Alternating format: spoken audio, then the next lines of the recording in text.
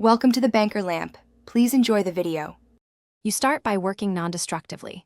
Duplicate the background, keep the RAW if available, and zoom to 100% so details are clear.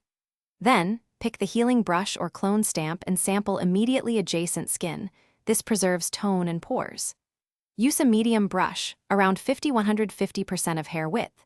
You want to remove dominant hair clumps first, because once those are gone, retouching texture and color becomes simpler. Once done, toggle the duplicate layer to check progress and avoid overcleaning.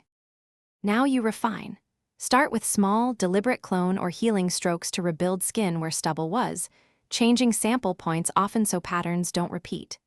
If available, use frequency separation. Work on the low-frequency layer to even color and the high-frequency layer to reconstruct pores and fine texture. Make subtle local curves or color balance adjustments to remove any reddish tint left by shaving, and blend edges with a soft 0.52px feathered mask so transitions read natural. To finish, flatten only a visible copy and apply gentle sharpening to the reconstructed texture. Keep values low so skin stays natural.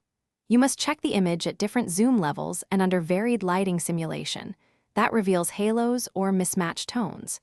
If you see edges or texture problems, add a soft mask and correct those areas with micro-sampling of nearby skin. One quick troubleshooting tip. If texture mismatch persists, rework the high-frequency layer with small, directional cloning until pores align. Thanks for watching. If this was helpful, leave a like and consider subscribing. See you next time.